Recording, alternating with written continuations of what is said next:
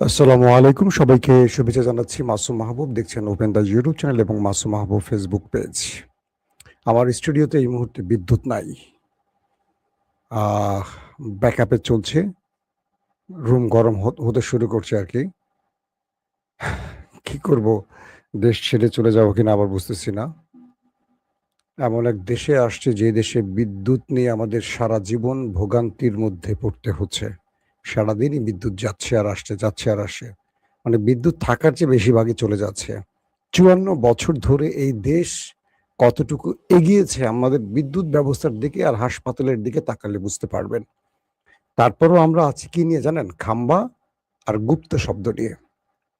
লজ্জা লাগে আমার আসলে সত্যিকার অর্থে আমি নিজেই লজ্জিত যে আমরা কোন দেশে বাস করি। যে দেশটাকে সংস্কারের জন্য, যে দেশটাকে এগিয়ে নেয়ার জন্য আমাদের কাজ করা উচিত, আমরা এখন গুপ্ত শব্দ নিয়ে আছি আর খাম্বা শব্দ নিয়ে আছি। একদল বলে গুপ্ত, একদল বলে খাম্বা। অথচ দেখেন আমাদের অবস্থা কি? খুবই দুঃখজনক ব্যাপার। বাংলাদেশের মানুষ যদি সচেতন না হয় আর বাংলাদেশের মানুষ যদি এরকম গর্দভ হয়, এই দেশ কখনো আগাবে না। নেতারা চুরি করবে, দেশ লুট করবে, সুইস ব্যাংকে টাকা জমা করবে আর আমরা সারা জীবন গুপ্ত আর খাম্বা নিয়ে পড়ে থাকবো।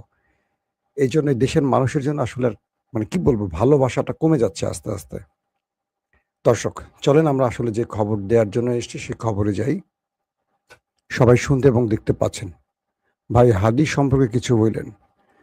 কি বলবো, হাদী তো জীবনটা দিয়ে চলে গেল দেশের জন্য। আর এই দেশ হাদীকে মনে রাখেনি, হাদীকে ভুলে গেছে। আর যারা এই দেশের জন্য লড়াই করে হাসিনাকে তাড়িয়ে একটা দেশ নতুন করে স্বাধীন করেছে তারা নাকি এখন গুপ্ত হয়ে গেছে। চলেন, আর কিছু বলার নেই। জি ভাই, চট্টগ্রামের লোকজন দেখতে পাচ্ছি সব। আহ দর্শক, বেশ কিছু গুরুত্বপূর্ণ খবর আছে। সেই প্রথম খবরটি হলো মার্কিন প্রেসিডেন্ট ডোনাল্ড ট্রাম্প আমেরিকার ইতিহাসে সবচেয়ে বড় বিপদে ফেলে দিয়েছেন। এটা ইতিমধ্যে বিভিন্ন মার্কিন গণমাধ্যম সেটাকে প্রকাশ করছে। এবং ট্রাম্প যদি কখনো বুঝতে পারতেন যে তার এই পরিণতি হবে, তাহলে তিনি ইরানের সাথে কখনো যুদ্ধে জড়াতেন না। এটা নিয়ে কিছু দুর্দান্ত তথ্য আপনাদের দেব। পাশাপাশি পাকিস্তানের আসিম মনির বা পাকিস্তান রাষ্ট্রটি এই মুহূর্তে সবচেয়ে আলোচিত একটি দেশ। পাকিস্তান এবং ইরান আসলে তলে তলে খেলছে কি, বা পাকিস্তানের সাথে আমেরিকা তলে তলে কি খেলছে, বা পাকিস্তানের সাথে আরব রাষ্ট্র তলে তলে কি খেলছে, এই তলে তলে খেলার কিছু তথ্য আপনাদের দেব। আসেন আমি একটা একটা করে শুরু করি। স্টুডিওতে বসে থাকা খুব কঠিন হয়ে যাবে, গরম হচ্ছে চারদিকে। প্রথম যে খবরটি, মার্কিন কিছু বিশ্লেষক তারা তাদের বিভিন্ন বক্তব্যে লিখনিতে বলতে শুরু করেছেন, ডোনাল্ড ট্রাম্প যদি বুঝতে পারতেন যে তার পরিণতি এরকম হবে, তাহলে তিনি কখনো যুদ্ধে জড়াতেন না। তিনি অতীতে বা আমেরিকা অতীতে অনেক দেশকে সর্বনাশ করেছে। সেই দেশগুলো ধ্বংস হয়েছে, কিন্তু আমেরিকার তেমন কিছু হয়নি। কিন্তু ইরানের সাথে লড়াই করার পর আমেরিকা এই বিষয়টুকু মানে বুঝতে পেরেছে যে বাকি দেশগুলো আর ইরানের অবস্থাটা পুরোপুরি আলাদা। এই যুদ্ধটা শুরুর আগে ইসরায়েল প্রধানমন্ত্রী নেতানিয়াহু এবং মোসাদ প্রধান আমেরিকাকে বুঝিয়েছিল মাত্র ২ থেকে ৩ দিনের মধ্যে ইরানের খেলা শেষ। অর্থাৎ সুপ্রিম কমান্ডার গুরুত্বপূর্ণ কয়েকজন সেনা অফিসারকে মেরে দিলেই সব খেলা শেষ। কিন্তু খেলাটা তখন শুরু হয়েছে, এটা আমেরিকা বোঝেনি। সুপ্রিম কমান্ডার এবং আইআরজিসির গুরুত্বপূর্ণ বা ক্যাবিনেটের গুরুত্বপূর্ণ ব্যক্তিদের মৃত্যুর পর মূল খেলাটা শুরু হয়ে গেছে। এখন আমেরিকা কোনোভাবে ইরানকে বাধ্য করতে পারছে না। Supreme commander Ayatollah Ali Khamenei এর আগে ১২ দিন বা ১১ দিনের যুদ্ধ শেষে কিন্তু আমেরিকার আবেদনে সঙ্গে সঙ্গে সিজফায়ারে গিয়েছিল, যুদ্ধবিরতিতে গিয়েছিল, আপনাদের মনে আছে। কিন্তু আয়াতুল্লাহ আলী খামেনির ছেলে মুস্তফা খামেনি বা আইআরজিসি বর্তমানে কোনোভাবেই আমেরিকার সাথে আলোচনা করতে রাজি হচ্ছে না। আমেরিকা এই বিষয়টি বুঝতে পারেনি। এখন আমেরিকা যে কোনোভাবে হয় ইরানকে ধ্বংস করতে হবে, নতুবা ইরানের কাছে পরাজিত হতে হবে। এখন আমেরিকা ইরানকে ধ্বংস করতে তো পারছে না। কারণ ইরানকে ধ্বংস করতে হলে আমেরিকার অনেক কিছু ধ্বংস করতে হবে বা আমেরিকার অনেক কিছু হারাতে হবে। আর এই হারাতে গেলে আমেরিকা পৃথিবীতে আর পরাশক্তি বা ১ নাম্বার রাষ্ট্র, পাওয়ারফুল রাষ্ট্র হিসেবে থাকতে পারবে না। ইরান সেখান থেকে আমেরিকাকে দুর্বল করে ফেলবে। কিরকম? এই মুহূর্তে গালফ কান্ট্রি আমেরিকাকে বলছে যে তুমি নিজেকে রক্ষা করতে পারছো না। তুমি আমার দেশে আমার পেট্রো ডলার নিয়ে আমাকে কি রক্ষা করবে? গালফ কান্ট্রি চেষ্টা করছে ইরানের হাত থেকে তার দেশের নিরাপত্তার জন্য কি করতে পারে। তারা আমেরিকার বদলে ভিন্ন রাষ্ট্রকে খুঁজছে। বলা হচ্ছে যে দুটো রাষ্ট্রকে তারা মাথায় রেখেছে, একটি রাশিয়া, একটা চীন। ইরানের হাত থেকে বাঁচতে হলে দুটো দেশই কেবল বড় ভূমিকা রাখতে পারে, চীন এবং রাশিয়া।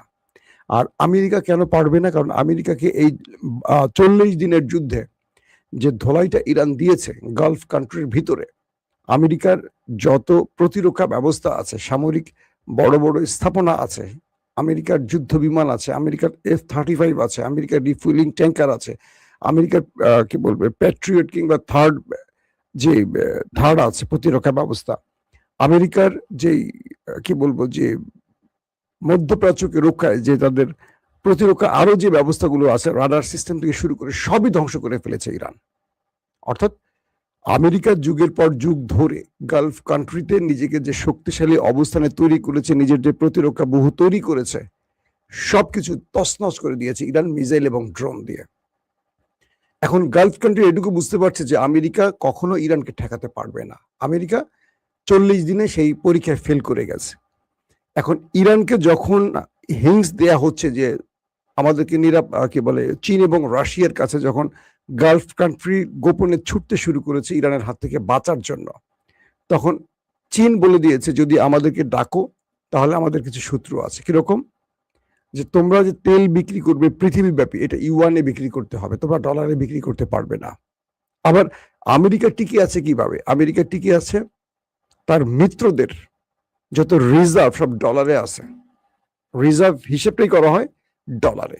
এখন আরবের এই ধনকুবের রাষ্ট্রগুলো যদি আমেরিকার পাশ থেকে সরে ইরানে চলে যায়, কি বলে চীনে যায় বা রাশিয়া যায়, তাহলে রিজার্ভটা ডলারে থাকবে না, ইউয়ানে চলে আসবে। তাহলে আমেরিকা ধাস করে মাটিতে পড়ে যাবে। মানে মূল পৃথিবীর শক্তি তো ধরেন আপনার ডলার একটা এক নাম্বার কারণ যে আমেরিকা আজকে এই সুপার পাওয়ার কেন, অর্থ ব্যবস্থা ডলার, বিশ্ব কারেন্সির মূল হিসেবটা হয় ডলারে। তো আবার সৌদি আরব, কাতার, কুয়েত, জর্দান এরা যদি তেল বিক্রি শুরু করে ইউয়ানে, তাহলে আমেরিকার আর অস্তিত্ব থাকে না। এখন আমেরিকা বুঝতে পারছে যে তার অবস্থা খুবই করুণ, কারণ ইরান এই যুদ্ধে আমেরিকাকে সাপের মতো পেঁচিয়ে ফেলেছে। মানে কি, এখন আমেরিকা চাইলে যুদ্ধবিরতি করে শেষ করতে পারবে না। ইরান এমন ভাবে ট্র্যাপে ফেলে দিয়েছে আমেরিকাকে, আমেরিকা সেখান থেকে উঠতে পারছে না। যেমন হরমুজ প্রণালীতে অবরোধ করে বসে আছে কেন আমেরিকা চাচ্ছে ইরান যেন কোনোভাবে তার কারেন্সিতে বা ইউয়ানে বা ক্রিপ্টো কারেন্সিতে আর তেল বিক্রি করতে না পারে, বা ইরানের কাছ থেকে ইরানের মিত্ররা যেন ডলার ছাড়া অন্য কোনো ব্যবস্থা তেল না কিনা। কিন্তু ইরান বলে দিয়েছে হয় ক্রিপ্টো কারেন্সি অথবা তোমাকে আসতে হবে ইউয়ানে। ইতিমধ্যে সেইভাবেই যারা যারা তেল নিচ্ছে বা হরমুজ প্রণালী ত্যাগ করছে টোল দিয়ে, তারা সবই এই পদ্ধতি গ্রহণ করছে, ডলার বাদ দিয়ে দিয়েছে। এখানে বিশাল ধাক্কায় আমেরিকা খেয়ে ফেলছে। তো এই পরিস্থিতিগুলো একটার পর একটা আসছে, এবং সামনের দিনগুলোতে ইরান আমেরিকাকে এমন চাপে ফেলে দিয়েছে যে ইরানের মিত্ররা ক্রমান্বয়ে আমেরিকা থেকে মুখ ফেরাতে শুরু করেছে। যেমন এর মধ্যে ইউরোপ মোটামুটি আমেরিকাকে সহযোগিতা করছে না, ন্যাটো সরে আসছে, যে কারণে আজকে পেন্টাগনের একটি বা হোয়াইট হাউসের একটি গোপন নথি লিক হয়েছে, এটা মেইল লিক হয়েছে। সেটা কি, আমেরিকা ন্যাটো থেকে স্পেনকে সাসপেন্ড করতে যাচ্ছে, এমন একটি নোটিশ পাওয়া গেছে। তার মানে স্পেন এই যুদ্ধে সবচেয়ে বেশি আমেরিকা ইসরায়েলের সমালোচক ছিল, এবং ইসরায়েল আমেরিকাকে তার ভূমিতে বা আকাশে উঠতে নামতে দেয়নি, কোনো প্রকার তাদের ঘাঁটি ব্যবহার করতে দেয়নি, এবং সবচেয়ে বেশি সমালোচনা করেছে মিস্টার পেড্রো, স্পেনের যিনি প্রধানমন্ত্রী। এবং তাই স্পেনকে সাময়িকভাবে ন্যাটো থেকে সাসপেন্ডের পরিকল্পনা নিচ্ছে আমেরিকা। সেই তথ্যটি আজকে লিক হয়েছে। এখন প্রশ্ন হলো, যদি স্পেনকে ন্যাটো থেকে বের করে দেয়, ধারণা করা হচ্ছে আরো অনেক ইউরোপীয় রাষ্ট্র এই ন্যাটো থেকে বেরিয়ে যেতে পারে। আমেরিকা এখন তার শত্রু ইরানকে সাইজ করতে না পেরে ইউরোপের দিকে নজর দিচ্ছে। পাশাপাশি আরো যে দেশগুলো আমেরিকা ইসরায়েলের কঠোর সমালোচক ছিল, তাদেরও কঠিন বিরোধিতা শুধু নয়, শাস্তি দেওয়ারও বিভিন্ন পথে হাঁটছে আমেরিকা। তো বলা হচ্ছে যে এই মুহূর্তে আমেরিকা ইসরায়েল ইরানের সাথে মানে ইসরায়েল কিন্তু লড়াই করতে চাইছে, আমেরিকা কিন্তু এখান থেকে উঠে যেতে চাইছে, কিন্তু আমেরিকাকে ইরান ছাড়ছে না, চারদিক থেকে সে পেঁচিয়ে ফেলছে। আসেন 2 নম্বর গুরুত্বপূর্ণ খবর। পাকিস্তানের এসছেন ইরানের পররাষ্ট্রমন্ত্রী আব্বাস আরাকচি, এবং কয়েকটি সূত্র বলছে যে পাকিস্তানের ডেলিগেটরা চলে গেছে ইতিমধ্যে পাকিস্তান ছেড়ে। অন্যদিকে আজকে আমেরিকার প্রতিনিধি দল আসার কথা পাকিস্তানে। ইরানের পররাষ্ট্রমন্ত্রী বলছেন যে আমরা পাকিস্তানের সাথে আলোচনা করতে আসছি, আমরা কোনো আমেরিকানদের সাথে বসবো না। এই বক্তব্যটি আমেরিকানদের একটা বড় চপেটাঘাত হয়ে গেছে। বলা হচ্ছে যে আসিম মনির 3 দিন ছিলেন ইরানে। 3 দিন থেকে ইরানকে যে কোনোভাবেই তিনি বোঝাতে চেয়েছিলেন এবং বুঝিয়ে সম্ভব করেছিলেন যে তুমি হরমুজ খুলে দাও, তুমি তোমার মতো হরমুজ পূর্বের মতো রাখো, টোলাদায় করো, যেটাই করো। আর আমেরিকা যে অবরোধ দিয়ে বসে আছে, আমেরিকা বলছে আমেরিকা এখানে থাকবে না, তুমি হরমুজ খুলে দিলে আমেরিকা চলে যাবে। তো 3 দিন থেকে আসিম মনির ইরানকে ম্যানেজ করে তারপরে যেদিন তিনি ইরান ছাড়লেন তখনই কিন্তু পাকিস্তান ইরান থেকে বলা হয় যে হরমুজ খুলে দেয়া হয়েছে। আপনারা দেখেছেন একদিন মানে 24 ঘন্টার জন্য। কিন্তু আমেরিকা পাকিস্তানকে যে কথা দিয়েছিল তারা অবরোধ তুলে দিবে, তারা কিন্তু অবরোধ তোলে না, তারা প্রতারণা করে। কারণ ডোনাল্ড ট্রাম্প যখন অবরোধ তুলে দেবে এই চুক্তিতে আসিম মনিরকে ইরানে পাঠিয়েছিল এবং আসিম মনির ইরানকে ম্যানেজ করে হরমুজ খুলে দিয়েছিল, তখন মিস্টার নেতানিয়াহু ট্রাম্পকে আবার চেপে ধরেন যে না, খবরদার, আপনি এই কাজটি করতে পারেন না। আপনি যদি এখন এই অবরোধ খুলে দেন তাহলে তো আমরা মারা পড়বো, আমাদের সব শেষ, এতদিন যা কিছু করেছি আমাদের সব অর্জন ব্যর্থ হয়ে যাবে। তো ডোনাল্ড ট্রাম্পকে যখন আবার নেতানিয়াহু চেপে ধরেন, ট্রাম্প আবার পূর্বের সিদ্ধান্তে ফিরে আসেন। তখন খেপে যায় আসিম মনির যে আপনি আমাকে দিয়ে মধ্যস্থতা করেছেন, আমাকে কথা দিচ্ছেন, কিন্তু পরক্ষণে আপনি কথা পরিবর্তন করছেন, তাহলে আমি ইরানের কাছে তো বিশ্বাসঘাতক হয়ে যাব। এরপর আমরা দেখেছি যে ডোনাল্ড ট্রাম্প হরমুজ প্রণালীতে অবরোধ দিয়ে বসে আছে, এখনো নড়াচড়া করছে না। ইরানের জাহাজ আটক করে, আবার ইরান আমেরিকান স্বার্থ সংশ্লিষ্ট জাহাজ আটক করে। দুই পক্ষের সাথে খেলা চলছে। আবার ইরান আমেরিকার নাকের ডগা দিয়েও চলে যাচ্ছে তার কার্গো জাহাজ নিয়ে। তো ইরানের তেল কেনার জন্য আজকে নতুন করে চীনের উপর নিষেধাজ্ঞা জারি করে দিয়েছে আমেরিকা। বুঝতে পারছেন আমেরিকা কোন দিকে ছুটছে।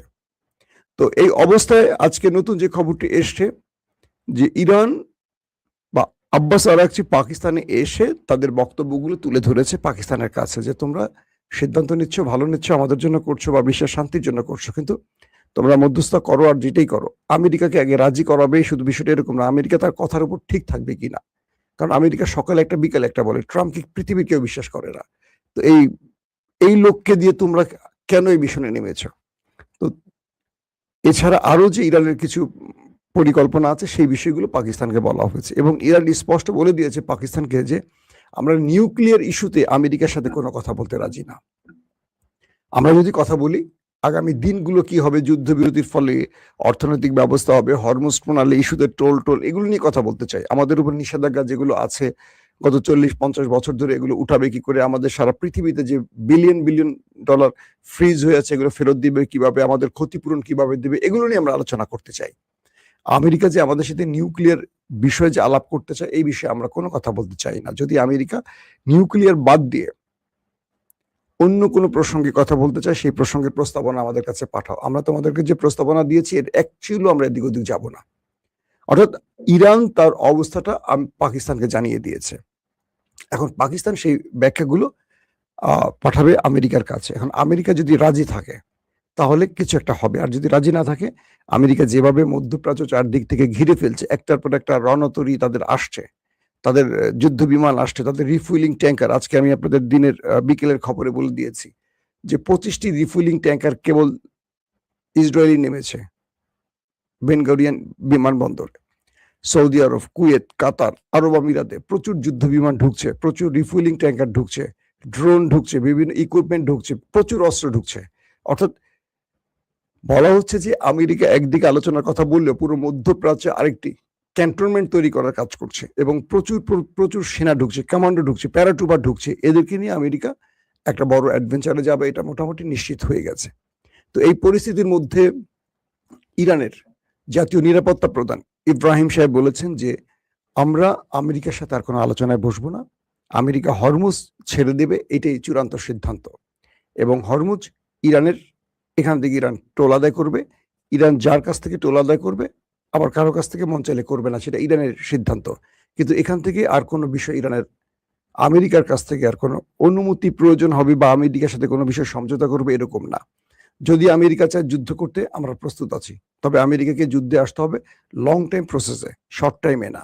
আমেরিকা যা চিন্তা করছে তার চেয়ে বেশি আমরা তাদেরকে প্রতি উত্তর দেব।